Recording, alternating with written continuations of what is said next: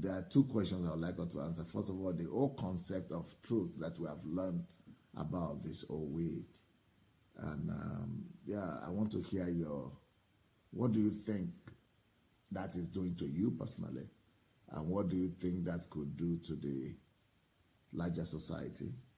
That's number one. Number two, I would also like us to talk about the fifth level of truth that we spoke about yesterday. So please, s'il play. Monsieur Mademoiselle, please, all of you that want to come. The bride and the church is saying come. So while they are coming, I would like to say that the 5 levels of truth that we went through are number 1 stage of truth, which is number 1 phase of. Okay, you want to start talking about it? Okay, good. So on the first level, the truth I tell myself about myself, and then on the second level is the truth about other people that I tell myself. Then on this third stage is the truth about myself, right, that I tell the world, the truth about myself that I share to the world. Then on the fourth level of truth is the truth about other people that I share with them. So, and that for me, I think was my favorite. Then on the fifth level of truth is the truth that, the embodiment of truth that I share with the world. The fifth level, which of course we are going to elaborate and emphasize on tonight, is the truth that we place out there for the people, which is extremely phenomenal. Because this is a generation that wants to do everything but listen to the truth. We all are itching to hear things that we are convenient with, to hear things that suit us, things that helps us do our business the way we want to go about it.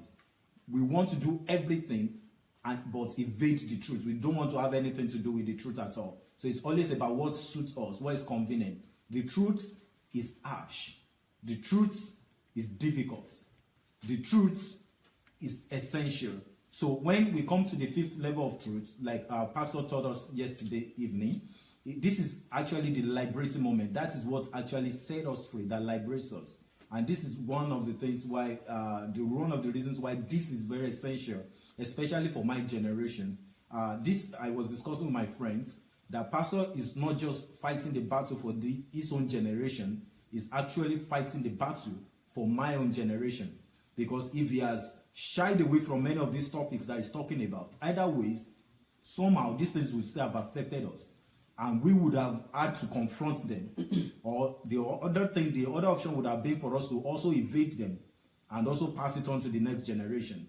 And that is the way problem comes. They say that a life will run like that for 20 years and the truth will just stay by watching. But when we place the truth out there for people, even though it's not convenient, even though they may hate us for it, even though they may speak evil of us, they may antagonize us, they may fight us, but the most essential thing is that it has been placed out there and the truth is strong enough that it can defend itself. So let's say, for example, there is a truth about the nation, about the government, or about your own family, or whatever thing it is, and you decide to bring it out there, to the surface for the people. This is who I am. This is the reality of the situation in the community, in the nation. Even though everybody may castigate you for it, people may not like you for it. You may be the only, like, how do they say, like the black sheep, because you are the one that is standing out. But at the end of the day, the truth will justify you. The truth will announce you to the world.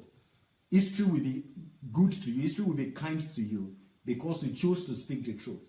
You may die and die alone, but when the history books will be written, everything will be in your favor because you will be remembered. For 27 years, you won't imagine that Nelson Mandela was seen as a troublemaker. As a matter of fact, as a criminal. A convict. As a convict. At the point in time, his name, even till 1994, his name was still on the terrorist list of the United States. They still saw him as a terrorist. That he was fighting, he was antagonizing his government. That was the way they saw it. But this man stood for the truth. I don't know if you can imagine what it is like every single day for 27 years, sleeping on the cold floor, small confinement. He was a tall man, but he was given a short room at Robben Island. But this man was standing for the truth. He believed in the liberation and emancipation of his people. This is what every day he was given rock to break in the prison. See, the time that they said, in fact, he lost sensations in his palms. He could no longer feel on the palms any longer. They had been blistered. That was the price that the man had to pay. He had to put the truth out there. And at the end of the day, you would a hero. He became a celebrity. By the time the man died, his death was like a worldwide celebration. Nobody has seen the world had not seen a man celebrated that way before. That is what truth can do. Another example I love to cite is Martin Luther King Jr. As a man that was fighting for the liberation of the black people in the country, more than 30 times or about 29 times, this man was actually put in jail. He was put in prison for one reason or the other. He was seen as a troublemaker. His co-preachers, people who should stand with him, they stood against him. They said no, they didn't want to identify with him. He was a troublemaker, and he was forced to write a letter that was called the letter from the prison, from Alabama, because he was trying to explain to his preachers why he had to be preaching what he was preaching, And at the end of the day today, all of those preachers that even stood against him, that vilified him, we don't even know them, we don't remember them, but we remember the man who stood for the truth.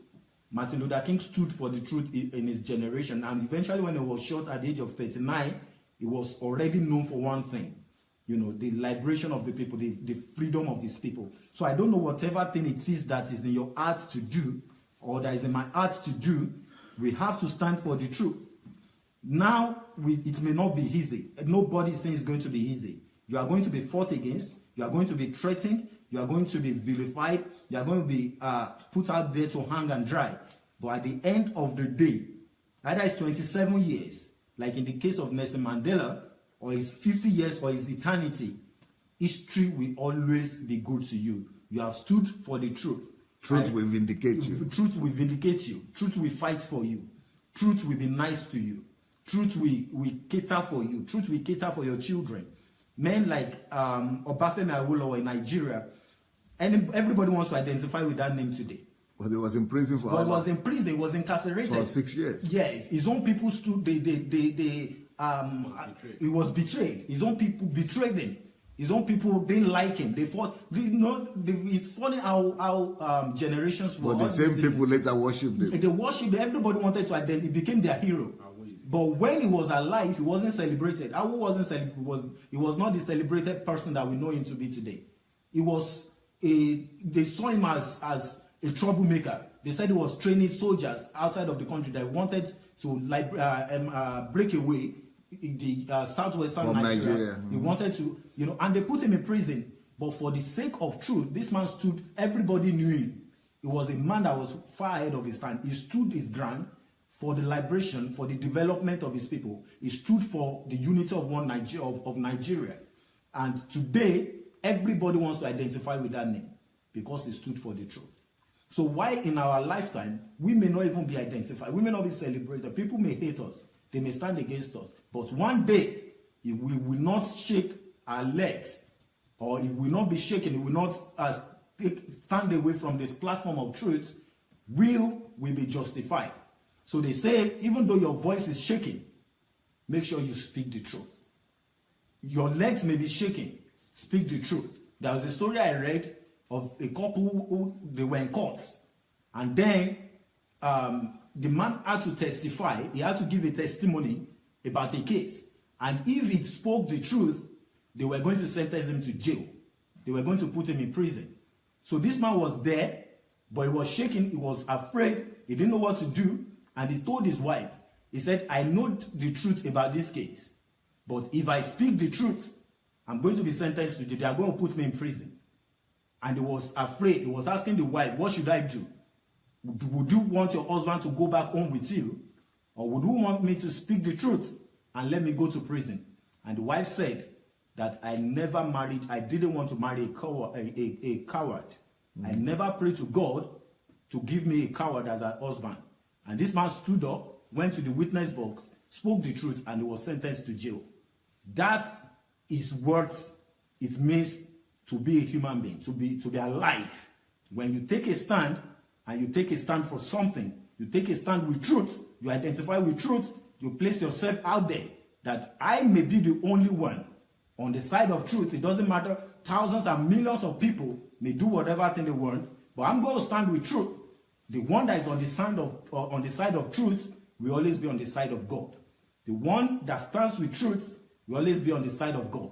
There may be thousands of prophets who are saying, go forth now, go down, go make this trip. Thousands of people may be lying. It doesn't matter what name they bear. They may be prophets, they may be evangelists, they may carry whatever title that they want to carry, but that doesn't mean that they are speaking. There will just be that one man who is going to say, I'm going to speak the truth in my generation. I'm going to identify with the truth. It doesn't matter if I have no friends. It doesn't matter if I do not have a family. But at the end of the day, truth will justify such a man. So that is what I have to say. Good evening, everybody. This is ID Peter. Doctor, first and foremost, I must say, today you say that you are getting older, you are an old man. Not be today alone, no. I don't they talk that was It's today that I was close to you, very close to you, that you said it. You are not old because the truth that you have revealed to us this week is living in us. My own generation, our generation. And the truth never gets old. And the truth never gets old. You have passed the baton to us. My generation, our generation, we will not continue in the dark ages that our parents, our forefathers continue. This truth that has been revealed to us this week, we will run with it. We will guide this truth. We will carry it everywhere. We will broadcast it. We will show it to the world. Because what the world needs the truth. Simply what they need, they just need the truth. So that even though they reject the truth will come back to vindicate us. So this week has been a week that I have been able to see that there is hope for Africa. And there is hope for Nigeria, because this truth has been able thanks to truth, thanks to this truth, because we haven't heard it anyway. The only thing that we hear is the quotation. They just quote it, but they practice. Quote what? They just quote, you shall know the truth and the truth shall set you free. That is the only truth that has been. But this truth that Doctor has been able to break down this past week has really solidified the kingdom of God. If you check out this truth, the kingdom of God is in this truth. The totality of the kingdom of God is this truth. Because you cannot escape the first stage of truth, which is the truth that you speak about yourself. You cannot escape it. You have to face. There is love and there is patience. And for you to move to the next stage, there is an empathy and there is love also. For you to get to the third stages of truth, which is the truth that you declare to the whole world, and even to the fourth stages of truth that you have to give as a suggestion. Not something that you will use to hammer, to beat somebody at it. You must. This truth that we have received. Doctor, you are not just old, you are new in us, in every of your disciples that we are looking up to you. We will run with it. So, in the nutshell, this truth that we have received this week, we have seen the future. And the future is very green. And we have seen the future of Christianity in Nigeria and in Africa.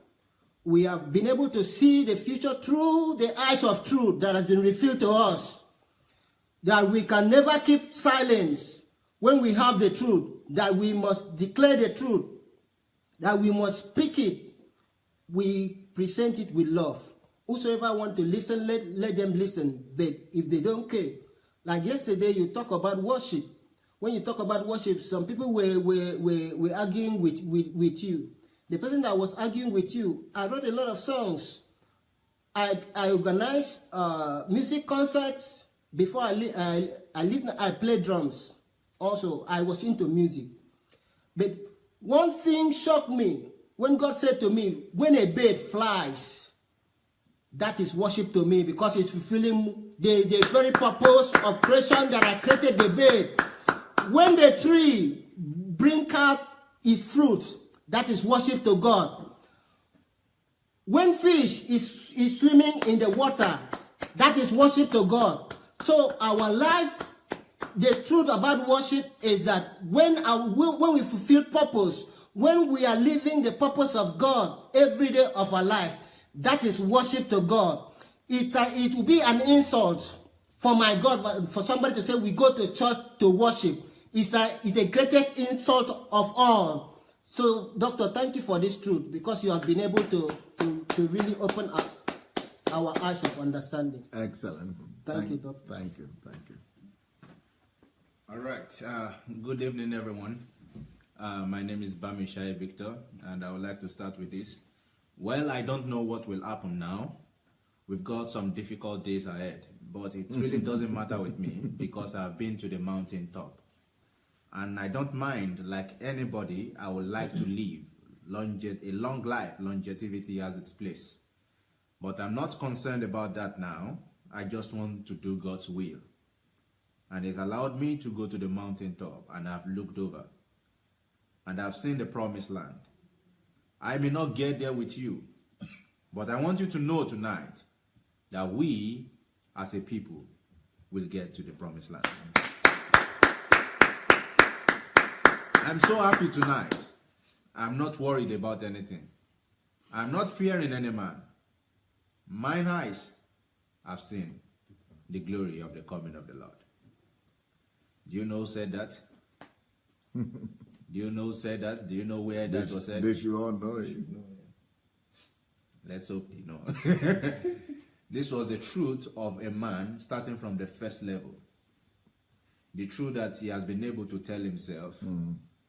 The truth that he has been able to see circumstances that happen, seeing that people love longevity, and people who stand for the truth often die young, and he's been able to communicate that truth to himself.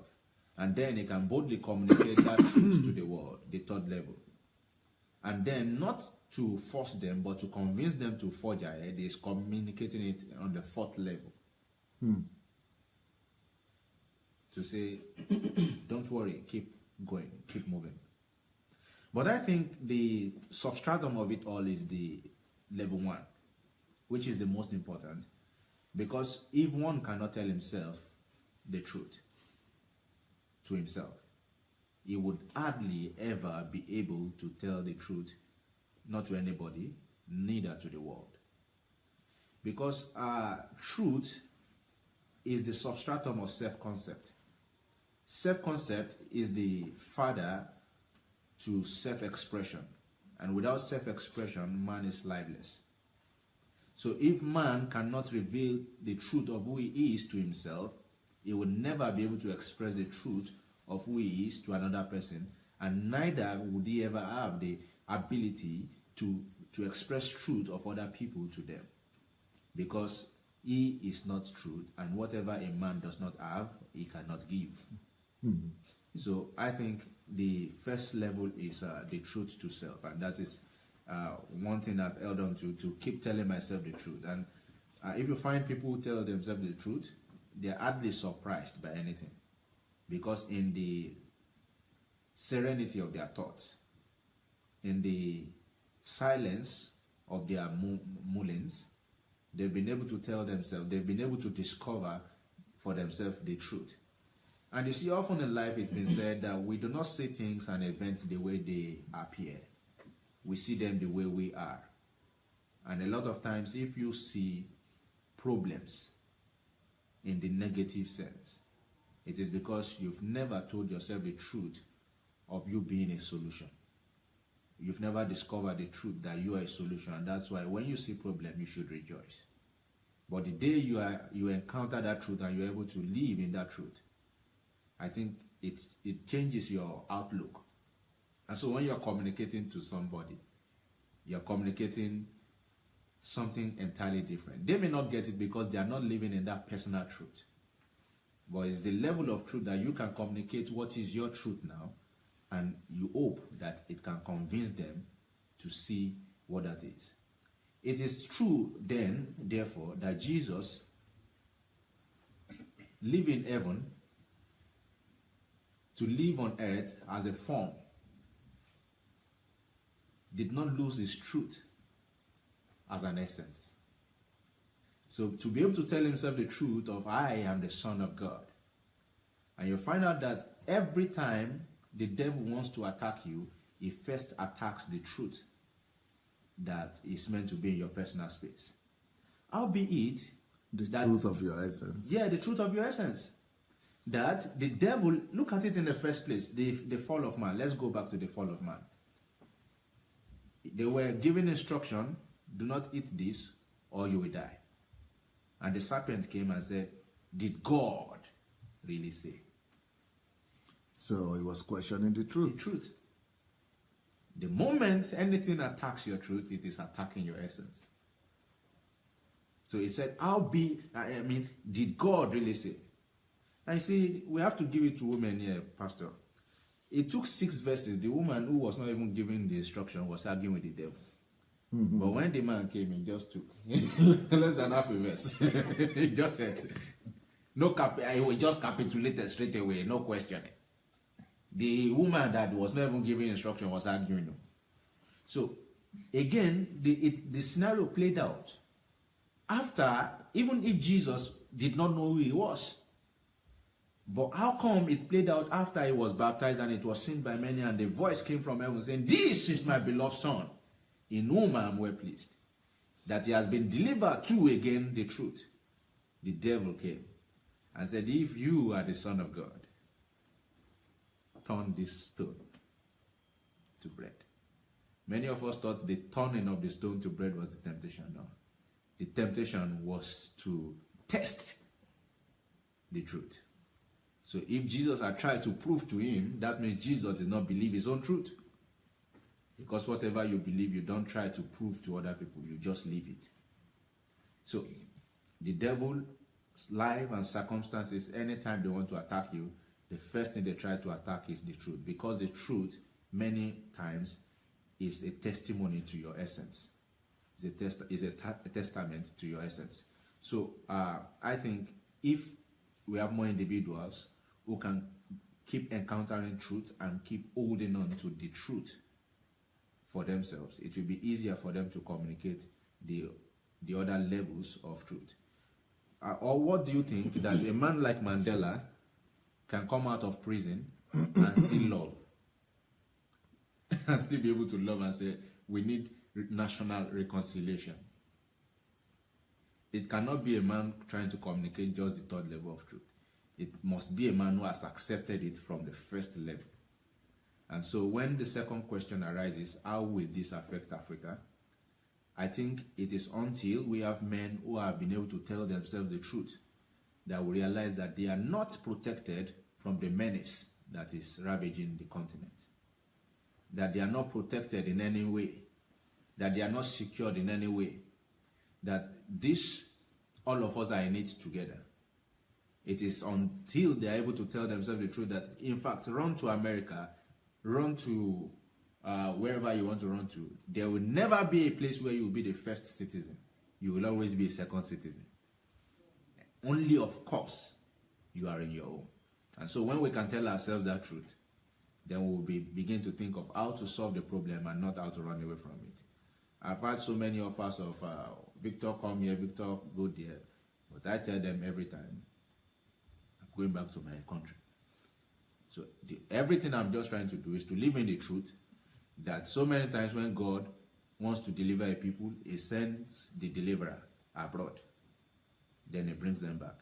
If you want to question me, then you must know how did Israel survive the famine that was to come. He had to send Joseph, even though the situation may not be favorable. How did God bring the Israelites out of Egypt? he had to send Moses, even though the situation may not be favorable. How did Jesus, in fact, survive? Herod had to do something and they had to go out of Israel and had to live in Egypt. And there was trained. He was called professor because of the intellectual capacity he had. I mean, he displayed. So, living in that truth, I'm able to tell myself that I am just under training and I must go back as soon as possible. But I must live in the reality of that truth, not to be discouraged by the system I'm still going back to meet at all, because it's going to stand as a challenge. So it is when one lives in that reality himself that he can do exploits in the face of challenges. And I think the third question, so I don't miss it, the fifth level, the truth you speak to the world. Like I said again, I think for me, the fifth level, everything still boils on the first level. Because after you've spoken the fifth level, everyone still tries to drill into what is the core of your being. What do you really represent? And it always boils back to the first level. Because how many times have we heard people speak? And the truth is, I tell people, someone asked me that, do politicians lie when they make promises? I said no. They don't lie when they make promises. They lie only after their tenure has ended and they've not done it. Because what they made in the first place was a promise. Anyone could fulfill the promise at any time. And the reason why you bought it is because you have an expectation. So when they communicated to your expectation, that was not a lie. It was a truth. It was, the promise was what you needed. It only became a lie when their tenure ended and they never did anything. So, and very fast you realize that what was a truth has now fast become a lie. So I believe that the fifth level is not really about what you say to the world, but who are you to the world? When everything has, every dust has settled and they now check the core of your being, would they find truth? Or are you just a commentator of truth? A lot of people talk these days, and it's not just about the talk. It's about who can you be, even when you are not allowed to talk. Pastor has told us about the pastor who was preaching more even after his tongue had been cut off. So who are you in the real sense? And that's why I believe the first level, which is, and you put it rightly, the first level is the substratum of everything, is the most important. It will give rise to to the expression of any other level. So to be able to tell ourselves the truth, to encounter the truth. And I think that is really important. I could talk on and on and on and on and on and on, but the most important thing is that you personally encounter truth, and that encounter will express itself in every facet of your life.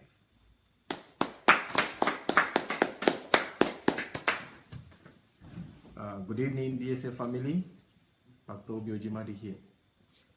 Well, I was almost like trying to charge my younger brother here, Victor, for particularity. It's like he took more than 70% of what I wanted to say. It's like he stole my lines, but that's fine. The levels of truth. The foundation is the most important, the basics. And that's the first level, the truth you tell yourself. The problem that we have in this world today is that a lot of people jump from nowhere to the fifth level, trying to tell the whole world how it should be, the truth. And when people weigh them, put them on the scale, weigh them first, the truth, so-called truth they are talking about, and weigh their first level, it's like there's no balance there. And then that's where credibility is lost. And that is why some other people who come out there to speak or to say the truth on the fifth level, when people look at them, or maybe they believe that, yes, the first level, they are good and they are credible. And when they can now misuse that, leap into the fifth level and now start misleading people, have their own truth. So that is why the first level is the ultimate. It is the foundation on which the rest, stands. Now, the truth you tell yourself about yourself. You cannot give what you don't have. So you have to build yourself first. Tell yourself the truth. without emotions. You weigh yourself, you tell yourself, you be sincere to yourself, and you be ready to take responsibilities. That's when you can purify yourself and say, okay, this is who I am. I'm clothed, or I'm naked, or I'm halfway.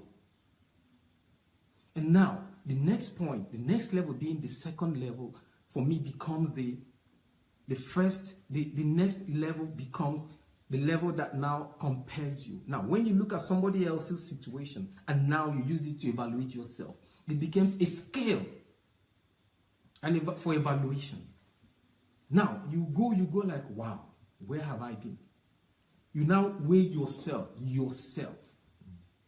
Not people weighing you now. You are doing that yourself. So that either sends you back to the drawing board, or it affirms that yes, you are standing there. Or you might need to make some adjustments. So these first two levels are very, very important for every person. Your fifth level, when you are stuck in there, would always be weighed with the first level. And you cannot be sure of your first level if you haven't tested it with the second level. So personally for me, after the first lesson about the first level, I had to get my searchlight and beam it on myself first.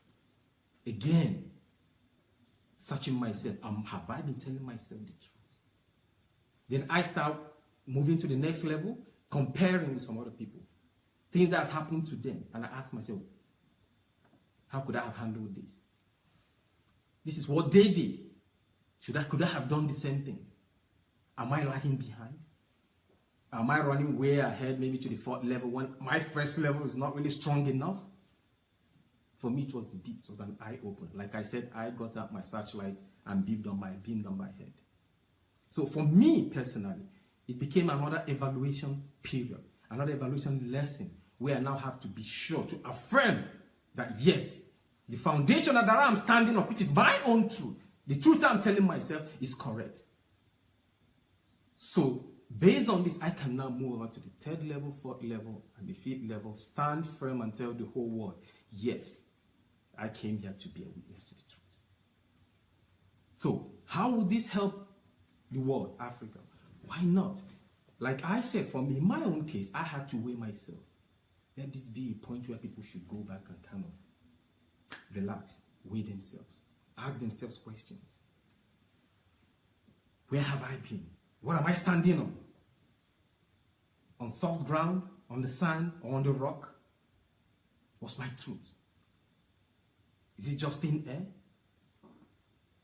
Everybody, small and big, the pastor and the mentor, the members, whomever they are, it's a period, a time where they will need to go and evaluate themselves. So that when you are speaking, when you're on the fifth level, you believe that you're on the fifth level, you are representing the truth. Make sure that your first level is solid. That is what is going to help people. And people who are already sure of themselves, new people will rise and say, oh, okay. And they can now look at those ones who've been there so-called on the fifth level and understand that it's all a mirage. People can get up and speak up. People can now know where the truth is. They can now weigh their fifth levels with the first levels of the so-called people who are bearing witness to the truth, or who've been telling them the truth. Now, the third question. Fifth level. The fifth level. The fifth level is that is ultimate goal, I would say. Once you're already on the strong ground, your first level is perfect. You've searched yourself, you've built yourself.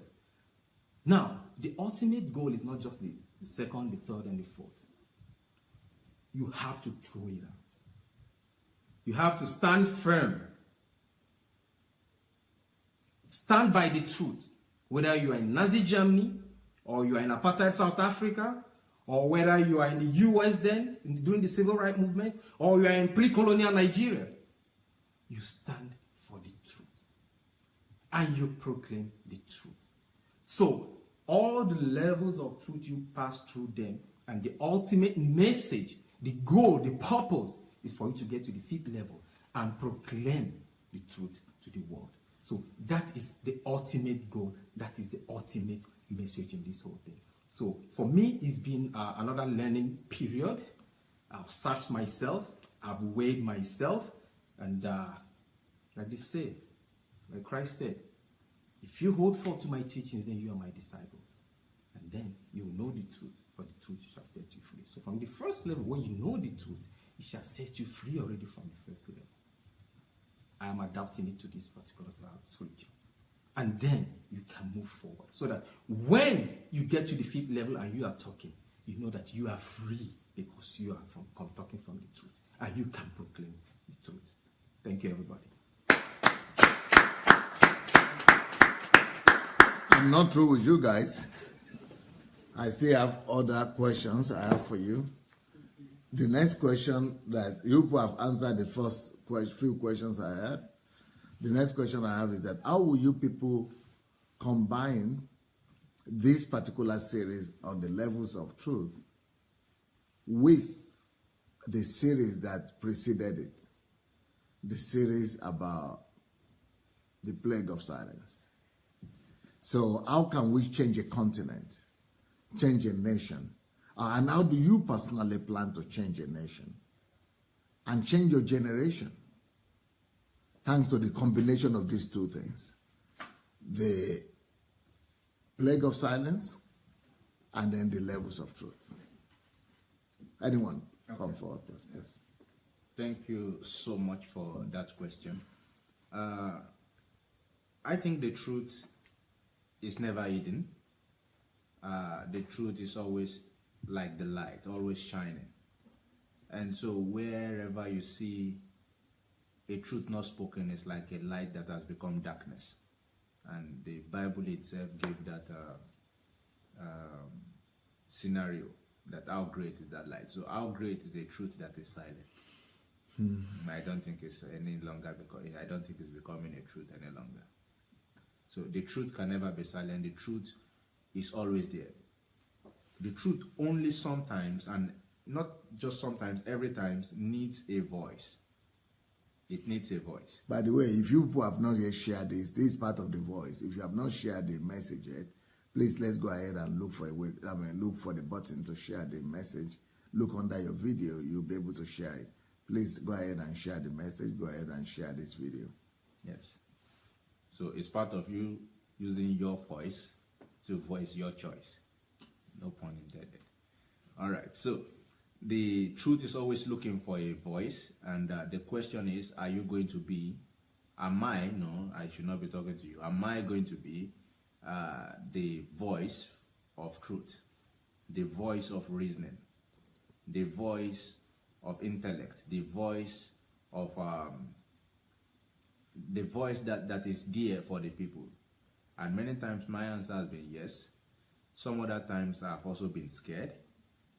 But now the truth is, when you encounter the truth in its real self, you find out what is and what is not. You find out what is major and what is minor. Then you're able to decide within the parameters of truth how to live your life.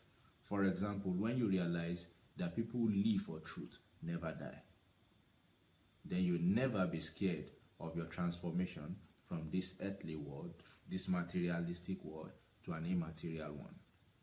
Because those who have ever stood for truth are never forgotten. Those who are forgotten are those who never stood for truth. Those who never used their voice to speak for truth. Everyone who has spoken for truth are never forgotten. That is what it means when they say posterity always judges. Posterity is the judge of truth, but it comes later in the future.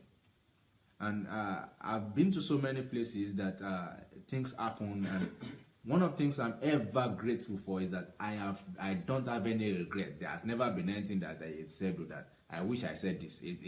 I don't think I give that chance. But even more, as I progress, as I grow, there are more controversial issues that are going to arise, and one will want to be diplomatic. And I'm learning more that I need to speak. No matter how how what's it called? How controversial it is. I need to speak. Now, it may come to the place of being strategic with speaking the truth.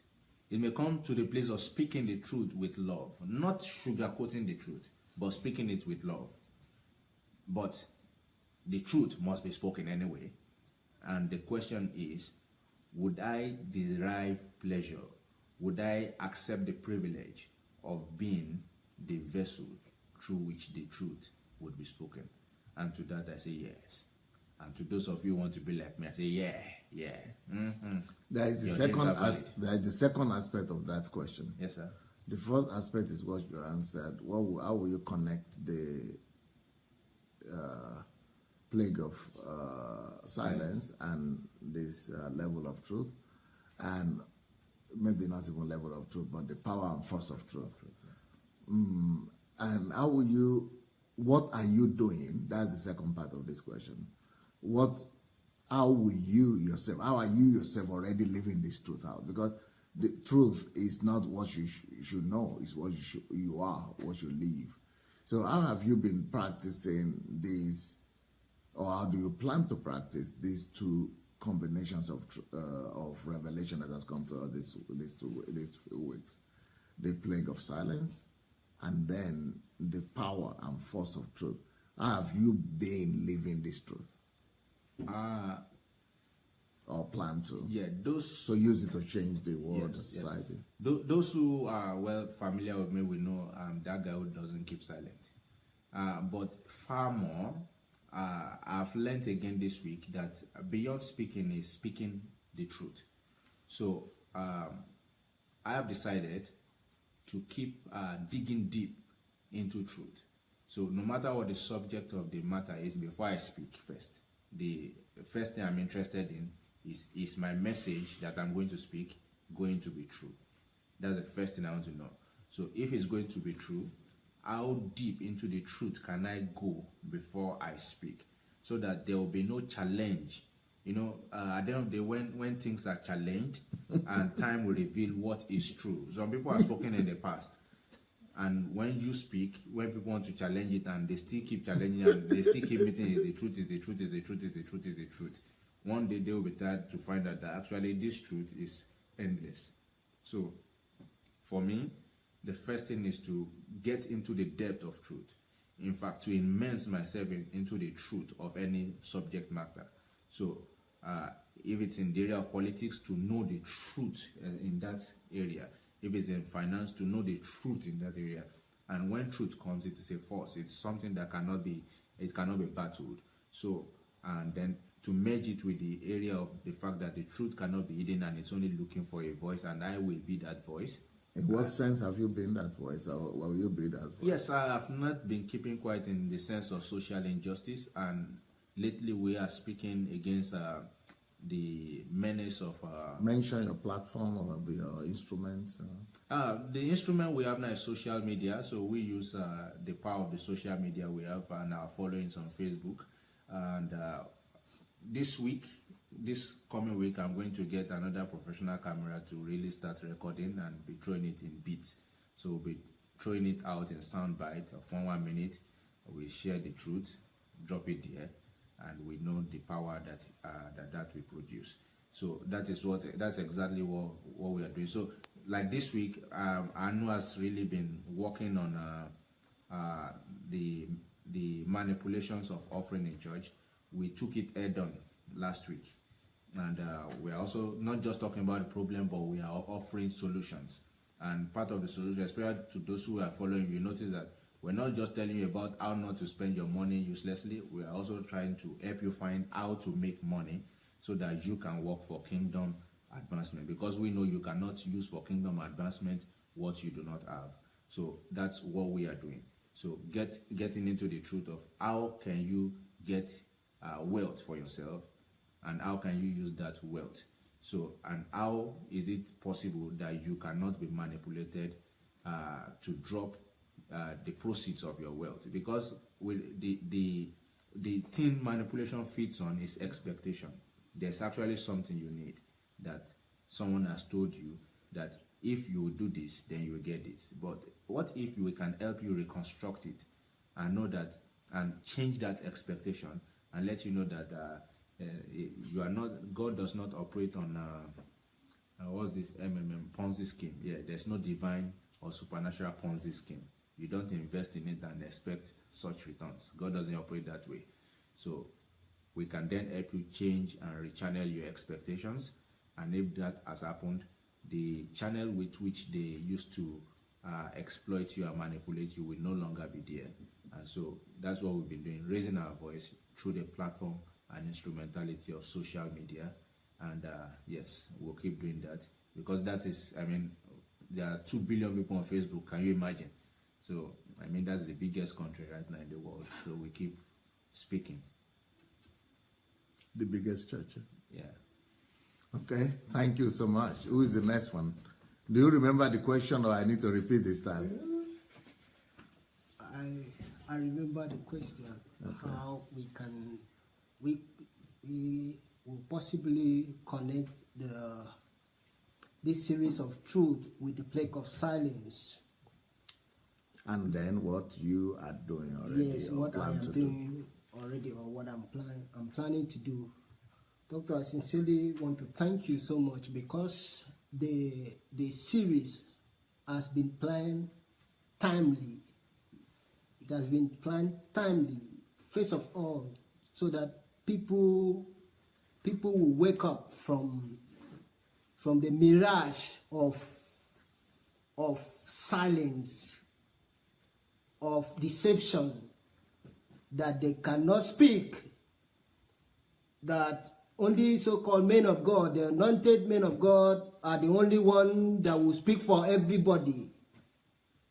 And they hide under the umbrella of touch not my anointed and do my prophet no harms.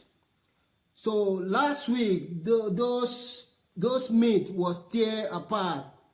You open our eyes to see that every one of us are anointed, that we were anointed even in the womb of our mother. You quote a Bible passage in Jeremiah chapter 1, and as a good Bible student, I remember it's from verse 4 that the Bible starts to narrate that every one of us, we are anointed. So the truth in connection with the plague of silence, we will not be alive, and history will not vindicate us if we don't speak out once we encounter the truth. Because the truth is alive. We are the truth.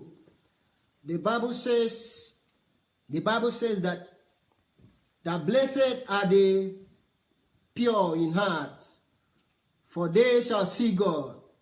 And then that is when you make romance with the truth. When you make romance with the truth, with your purity in heart, that is when God become a flesh, when God become flesh in you. And with the knowledge of the truth, you'll be able to speak out, because the truth needs the voice to speak out. The truth needs a pen to be penned down. A truth needs a platform to reach the hands of the earth. The truth needs to be shared abroad. The truth. Someone needs to listen to the truth. Someone needs to read the truth in every media. And what I am doing right now, I'm using social Facebook. I am live on Facebook to speak about the menace that we are having in Africa, the organized religion that we have in Africa that has been able to enslave billions of people. So my generation will not keep quiet and let history not vindicate me if I commit the sins of silence.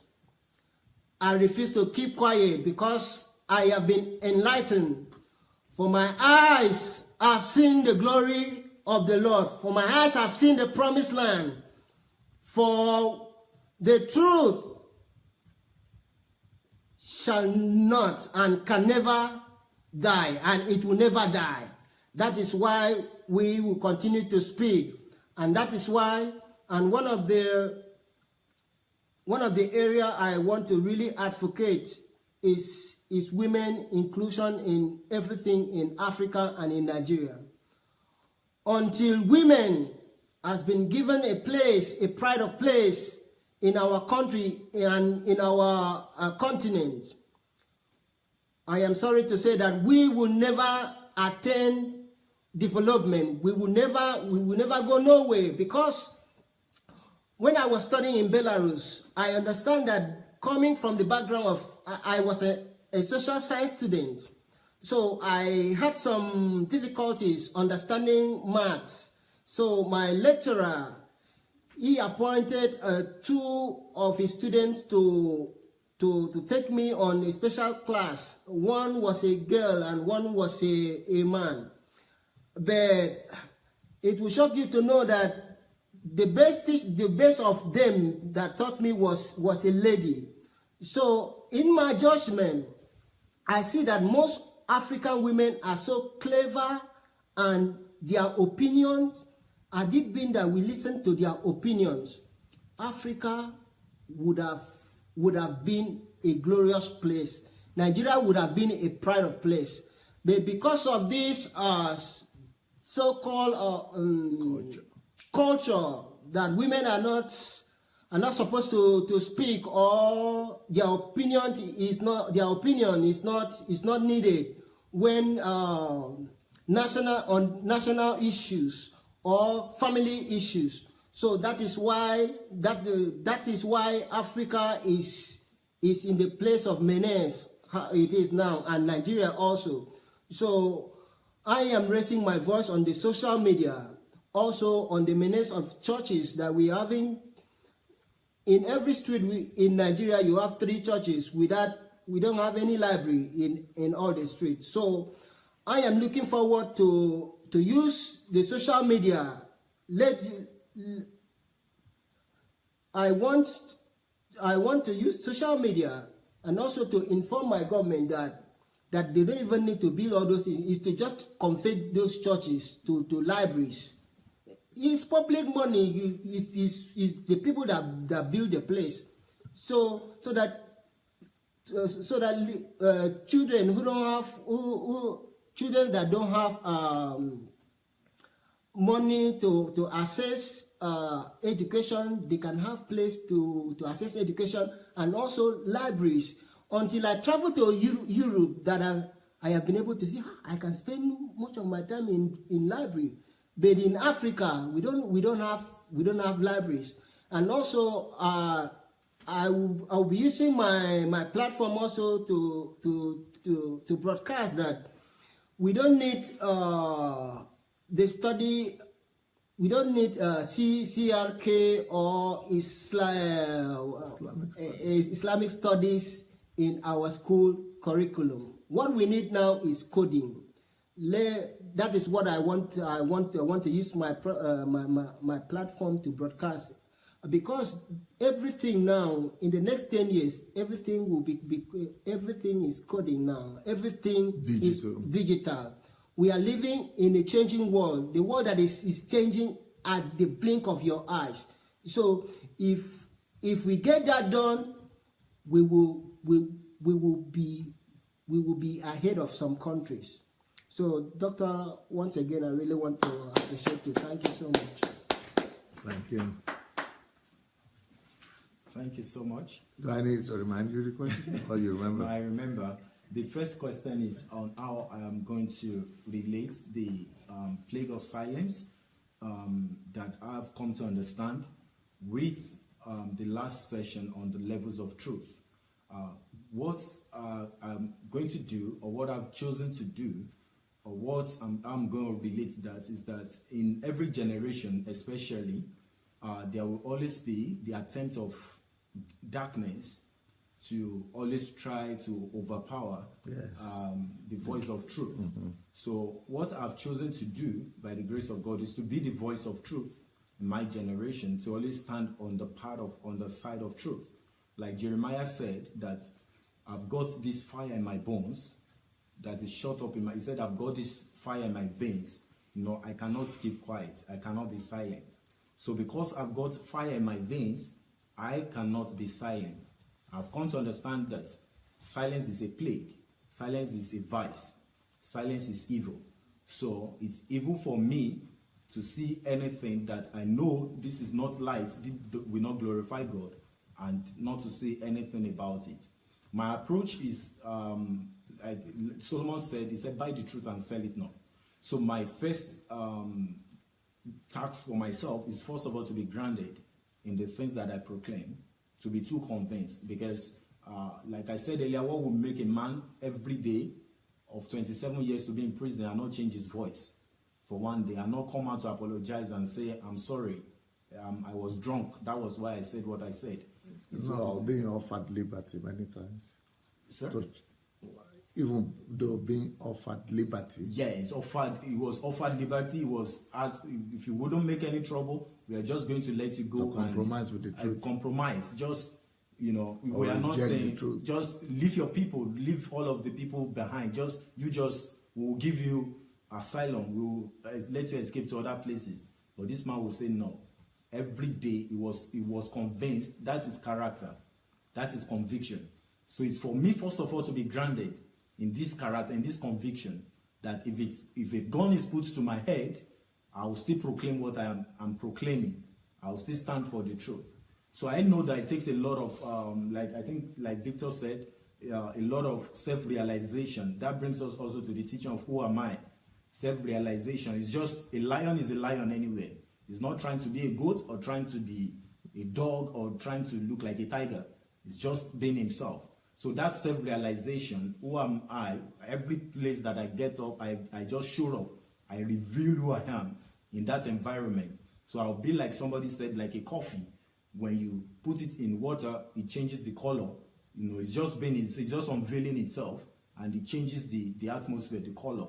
So that is what I've chosen to be grounded in who God made me. I know that success is a name given by my parents, but there's a name that heaven calls me. So first of all is to know what heaven calls me here on earth, and to every day reveal that to the world, that solution to the world. So it doesn't matter in what continent of the world I am, it doesn't matter whichever way the problem presents itself, I will just always be the voice of truth, the voice of solution. So that is my my approach to that. How have I started this? What am I doing concerning this? By working very, very strongly on myself. Every day for me is training camp. I take every day very seriously and very deliberately, because I want to really, really understand to the fullest who I am, who God has made me on this earth. I want to be able to maximize my existence, so that by the time I die, I want to be 100% released to the world. I want to have taken advantage of all of my gifts, all of my talents, all of my skills, all of my potential, everything that I would just die empty. So that is my greatest task. I think that for me is the most tasking, to every day live a life of discipline and focus. So that is one of the things I'm doing, studying, solitude, everything that I can do. And then, of course, I've raised certain movements, certain strategies, and certain plans that a lot of projects that currently I'm doing, either by myself, with my team, or with different people like that. And speaking out, I'm using my social media platform, everything I am. I just want to unveil myself. Either I'm on social media or out of social media, I want to unveil myself. I want the world to meet me at least once. I want everybody in the world to meet me at least once, either through what I write or through what I say, or it's whether I... what are those platforms? You want to mention some of them to us? Yes, I have a Facebook platform, which I'm definitely going to use to raise a movement. My name is on you're Facebook, already using? Which I'm already using to raise a movement. And this is really working, because I get a lot of feedbacks. And this is very interesting, because even through the social media platform, I'm able to mentor people. People that I've never met, people that, a lot of people write to me and they say to me that they identify with what I'm doing, with what I'm sharing. They may not be able to like or share my post because of fear, but they identify with my message, with what I'm with the truth that I'm sharing. And this is very, very special, especially when young people write these things to me, and my heart is gladdened. So we are becoming a voice of truth in our generation. Little by little, we are getting together. By doing what? You write articles? I write articles. I write articles, a lot of writing that I do through my blog and through my Facebook platforms. I write books. I write just anything at all that I can do to be the voice of truth, to let out my voice out there for people to identify the truth. My passion really is for young people. Is for young people. I don't see myself care so much about the older generation. Sometimes I really pity them. But my passion is for the young people. I don't want my generation to live certain level of life that the older generation subjected themselves to. So through all of this teaching that Dr. Sunday has taught us, he has definitely paved the way for us. So the journey has become easier for many of us. We are just walking in that light to become the voice of truth in our generation. We understand that men of evil are passing on the baton to their own younger generation, but we are also receiving the baton from our older generation, and we are going to stand for the truth. We are going to be the pillar of truth on the earth for God in our own generation. So this is what I've determined to do. It's a lot of self-resolve, because there are definitely things that will be intimidating. There are times when I'm wondering, am I really crazy? I hope I'm a sane person, because sometimes it looks like I'm just being a mad person, just doing the things I do. So that is more tasking, to be resolved, to have that self-resolve, that personal conviction of heart all the time, and not to allow my voice to shake at any point based on what I believe and what I teach. So that for me is, I'm going to relate the plague of silence, and I'm going to act on these things. I'm going to change and work on my generation. Thank you. Hello once more. It's like I have two things in my hands here. I have the plague of silence. Here I have the 5 levels of truth. You cannot talk of the levels of truth if you fall under the plague of silence. It is impossible. So, falling under the plague of silence, I will liken it to the fact that somebody has become inactive. We become blind. We become lukewarm. The scripture tells us that you cannot be lukewarm. It's either you're hot or cold. Full stop. So, as somebody from this generation who is handling the 5 levels of truth, then you cannot be lukewarm. So you have to be active. And that means you cannot fall under the plague of silence. Your talk, your movement, the way you try to say the truth using these 5 levels might be different from others, but you have to play your role. And once you have been set free by the truth, once you have fallen off from that plague of silence and following the levels of truth, like the 5th level, which is that ultimate goal that I'm talking about, then believe God will place you where you are needed. I'm a living witness. God will place you where you are needed. Christ came. He came to bear witness to the truth. He came. He did not, no emotions there, nothing. It was like, this is the truth, and that's how it is. So, you cannot, I repeat, talk of the levels of truth if you are falling under the plague of silence. That's why I'm bringing the two together. It's just not possible. What I'm talking about, God placing you where you need to be. That is the purpose. That is our purpose. We're here to influence, to spread the kingdom words. So that means God will definitely give you your position. I have, like I said, I'm a living witness. I am an example. What have I been doing? It comes into that next question. I mean, for years I've been attacked, I've been called names, I've been A lot of things said about me. Why? Because I refused to follow the plea of silence. And I went and stood by the truth. And I believe that when you are speaking the truth, you can forget what you even said. The person can bring it back, weigh it. Yeah, it's the truth. It's the liar that will have to remember what he said. They have to put a second lie to cover the first one, the third one to cover the second, and it continues. Along the line, the chain will break, and the wind will blow him up. So, I have my platforms, and I thank God that God has placed me in a place, in a city, in a country, in a family, in places where I use that same it's like a God-given platform to say it out anytime. And that is why today, both on my platforms on Facebook. Mention some of your my main platform is Facebook. And thank God, God gave me the pulpit.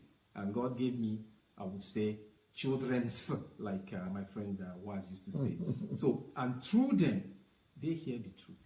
I get about 2 to 5 messages every day.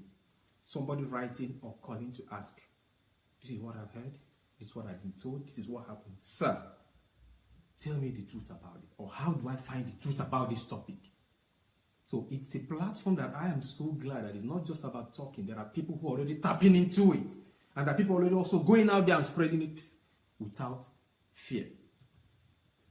So my Facebook platform is there. My phone, it rings midnight, 2 a.m. in the morning. It rings, text messages. The pulpit, again, I'm a pastor. I use the opportunity to proclaim this. So pulpit, not just in building. Not just in building. I mean, success knows we don't worry about building. We can take the whole church, go on a picnic, play with whoever is around there, and preach, talk, enjoy ourselves, and spread the word. We are not limited to the 4 walls. No way. And like I said, God has given me children. I put it that way without wrong English, because there are people there who my wife and I, we reach out to, we influence. I'm not just talking about Christians. I'm talking about even Muslims, people who don't believe it. People, they look at you, look at your life, and know that, yes, I can always come to this man, ask him a question, and he will tell me the truth. Whether I like it or not. He can give me advice.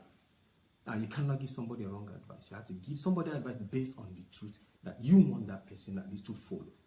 And you cannot say that truth if you're not strong on that first level of truth. So, I thank God for that. Like I said, God has planted me where I should be. And when you find that your truth, when you stand for it, God will definitely plant you where you should be.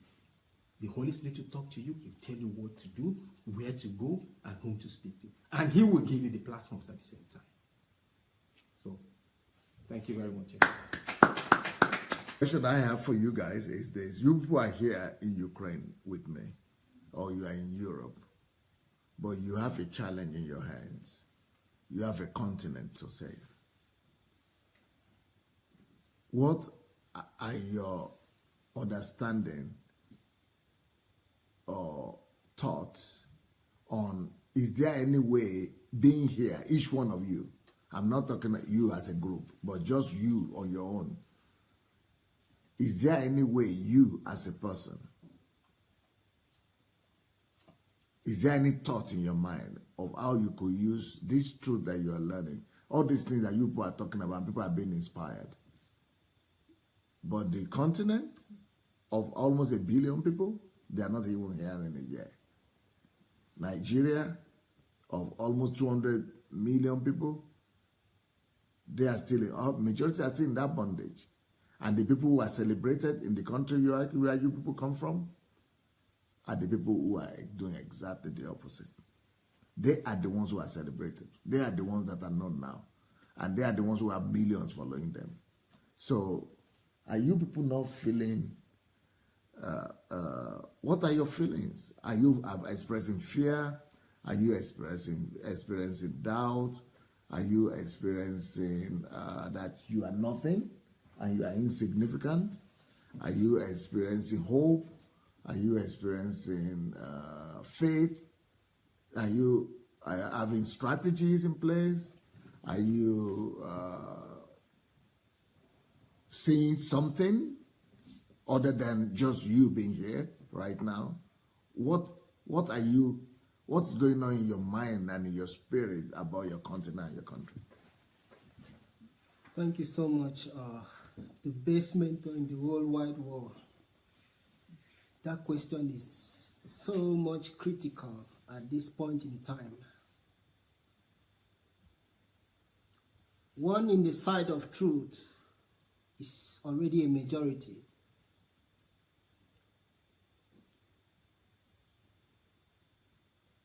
We are not perplexed by our size, but there is lioness in every one of us that is vibrating. Doctor, permit me to remind you that the old men that did not believe in the truth that we carry, none of them enter the promised land. None of them see the promised land except Joshua and Caleb. But it's true that we know that it is only those who are in the sight of truth, and also those who believe that there come a time that the generation arise to take the mantle, to take the leadership, to deal the problems. There come a time that we no longer abide by the traditions of men, the way of their doing things. I so much thank God that God brought us from Africa to come and experience the light. God brought us from Africa to come and be mentored by you. We are not afraid. As I have said earlier, I have seen the promised land. I have seen African waking up. I have seen the whole world coming to learn from Africa. I have seen the spirit of Africa.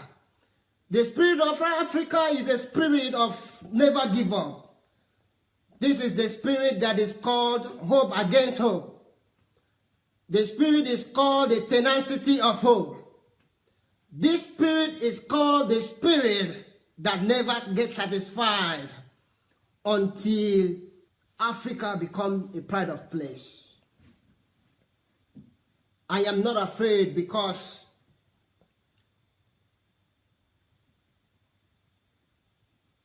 the truth is two-edged sword. It always vindicates people. And it was Joshua and Caleb that was able to make it into promised land.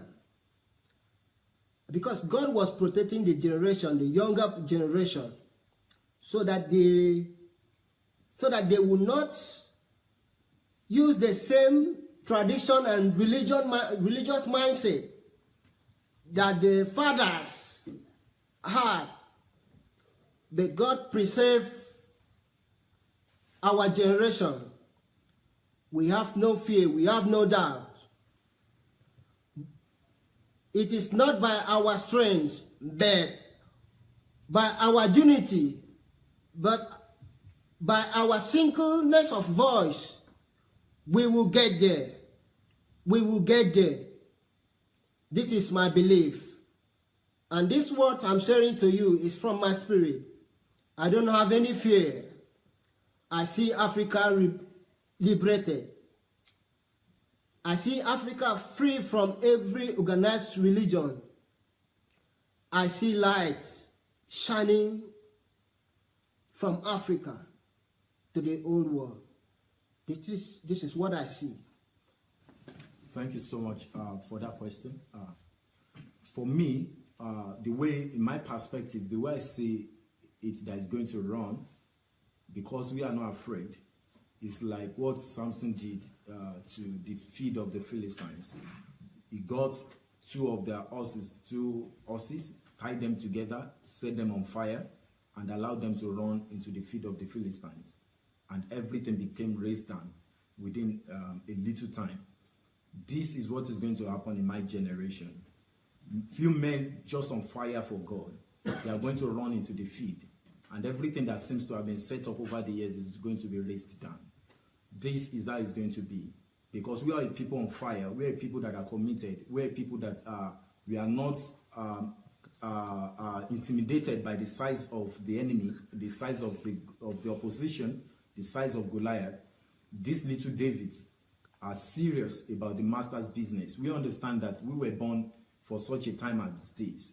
For this purpose, when I was finishing medical school, I had myriads of options. There were different things that I could choose to do with my medical career. But then I knew that there was a call of God upon my life.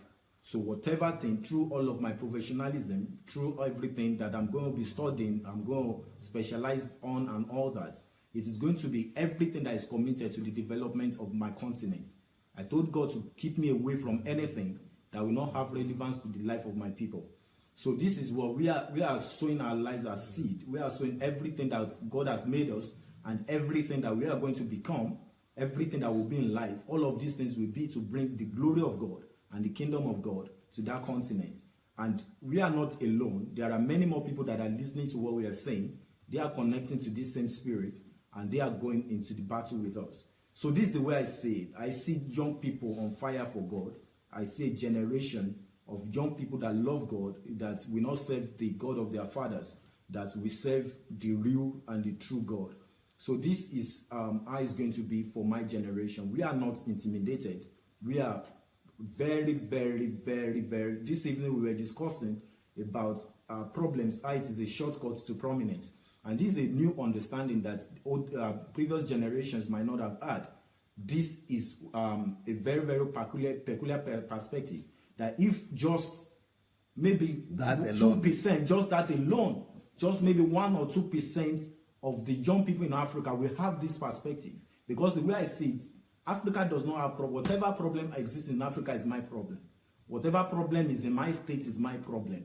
It's not the problem of the government. It's not the problem of what anybody did or what anybody failed to do.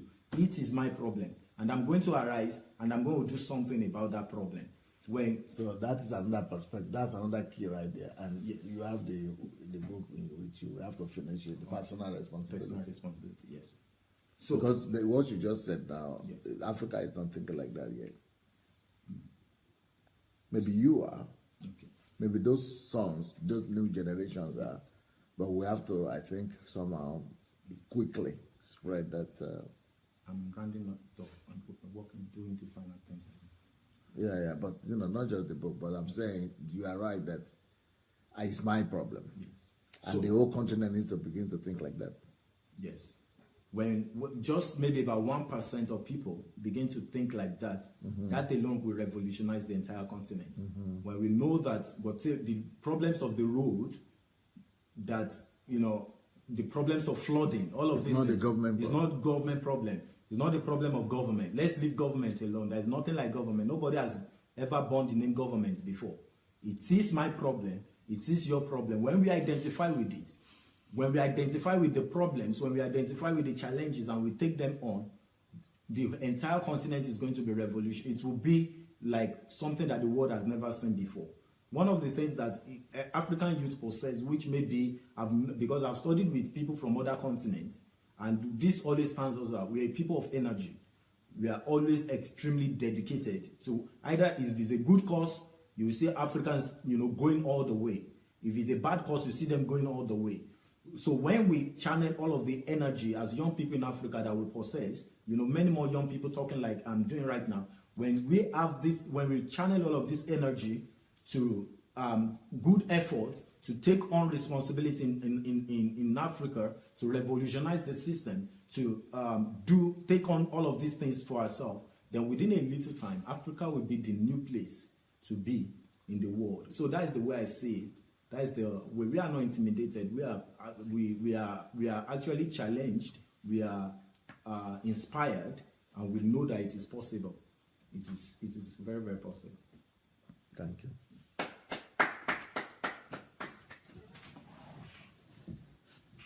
All right. Thank you so much again. After all is said and done, the most important question is what you've asked. How do we apply? And I think the first thing, like we've underlined again, is to become the person of truth. I mean, to become that truth. and so that everywhere we go and people encounter us, they encounter the truth. I can't remember how many times people have conversations with me and they get hope for Nigeria. They believe that there's hope for Nigeria. So many people say, if there are people like you, then there's hope for this country. All hope is not lost. Some people will say it's only people with integrity like you that I can vote for. So, and if the way you are mentoring us, we also can become people like that. We can become that truth, and we can become the message. I believe that a lot of people who come across us will also become that message, and the ripple effect goes that way. And I think that's how ideology starts. But the truth is that wherever truth comes, truth is dominant. So if we can just become an embodiment of that, very soon, in no distant time, the ripple effect will spread across the continent of Africa, and more particularly Nigeria, and the result will be clear. And we will become the joy and the envy of nations. Well, what can scare us if God is with us? Who can scare us? Let's go back to the Bible.